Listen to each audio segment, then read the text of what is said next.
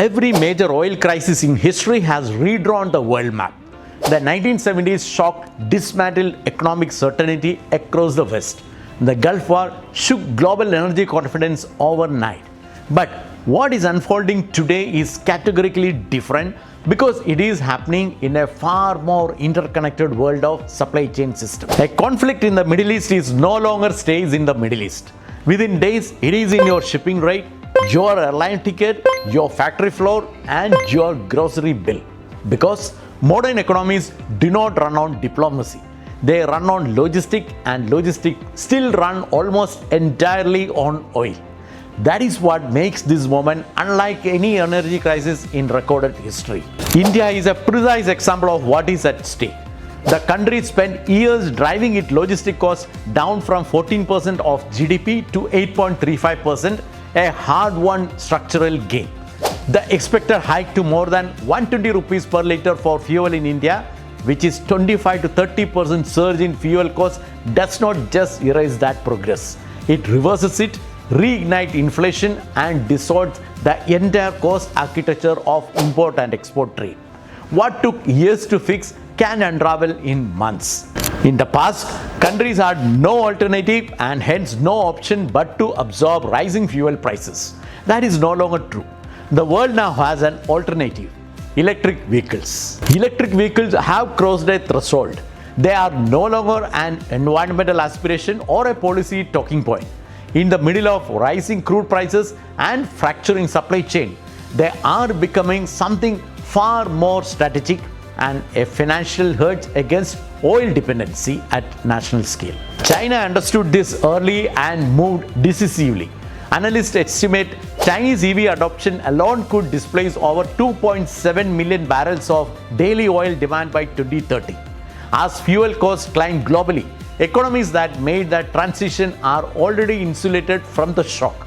Countries like China, who put massive investment in EVs and electric public transport, are seeing the impact of reduced exposure to oil shock and inflation and the structural advantages that compounds over time. And that changes the entire equation of global power.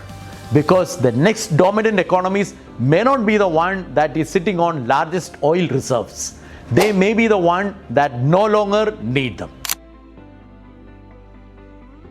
Every logistic operator understands one brutal truth.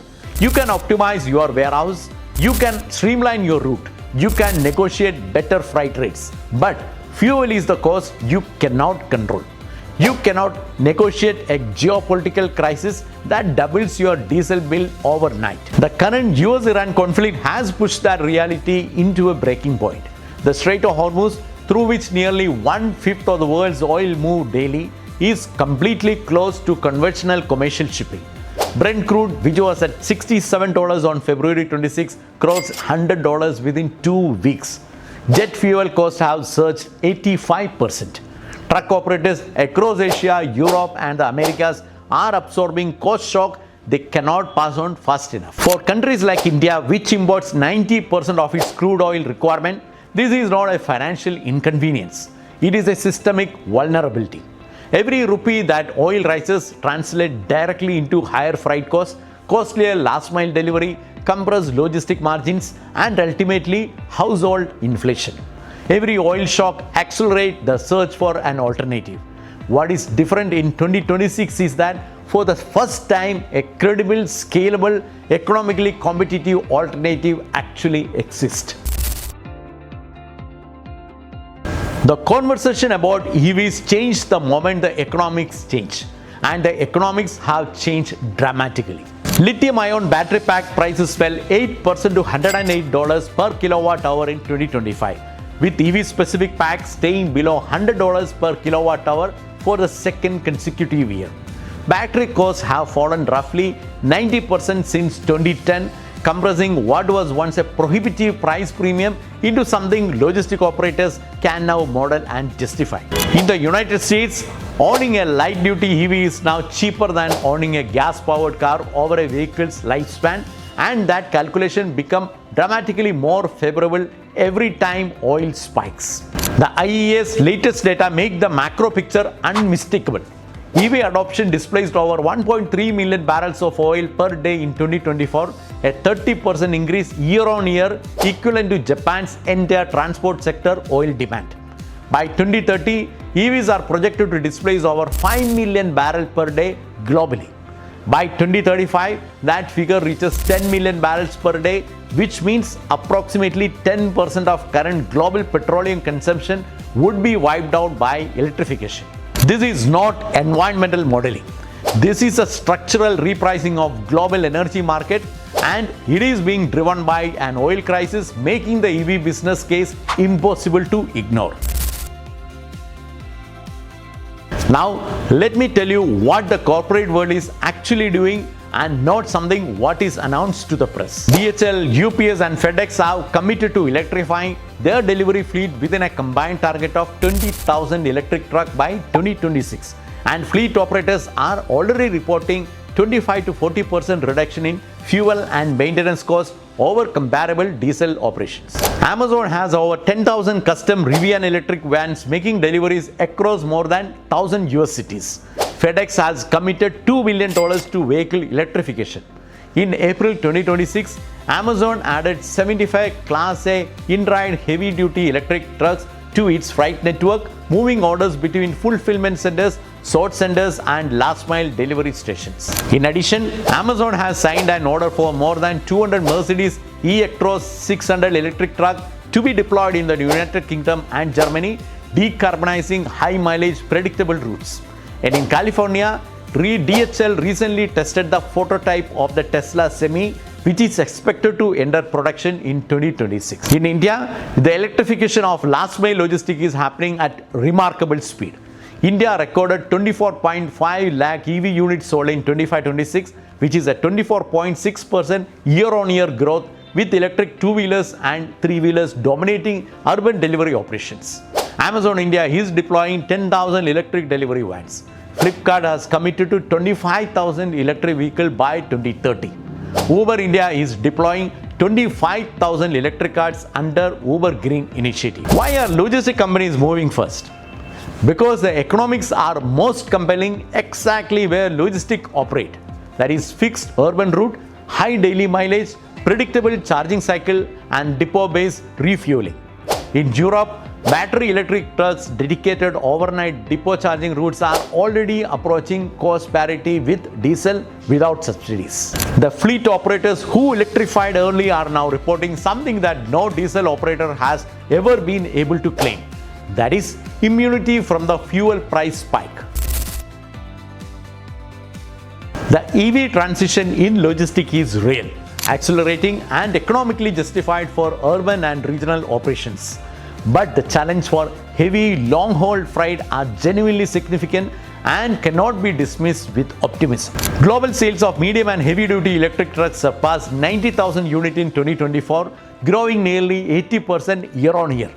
But electric trucks still account for only 4% of annual truck sales, and the 3.8 million diesel Class A trucks currently on the world's highways are not going electric overnight.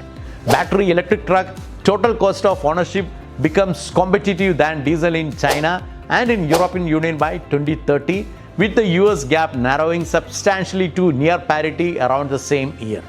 That is progress, but it is also timeline and not a certainty. The innovation response is moving fast.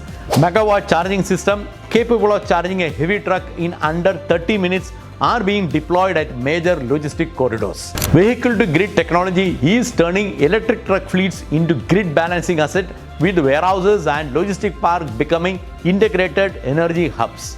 Solid-state batteries promising double the energy density at half the weight are in late-stage development in Toyota, Samsung SDI and QuantumScape, with commercial production targeted for 27-28. But the electricity grid itself remains the honest constraint.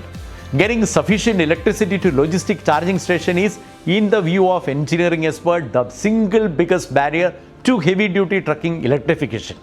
The vehicles are ready faster than the infrastructure. The current oil crisis is not creating the EV transition. It is massively accelerating one that was already structurally inevitable.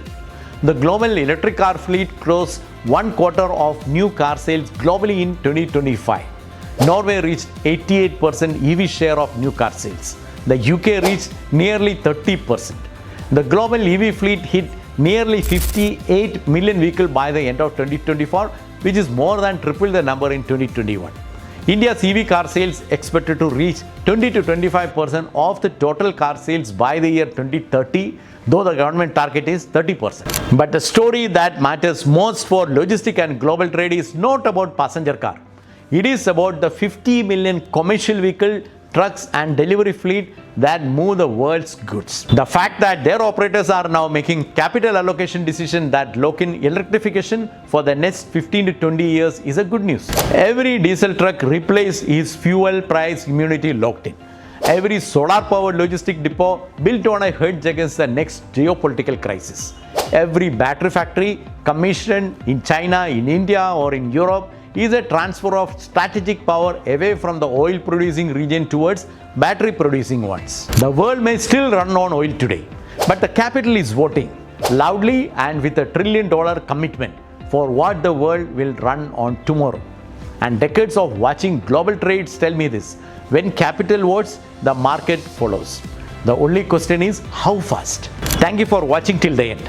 Look forward for your comments on EV implementation and whether this would immune logistics of future against shocks.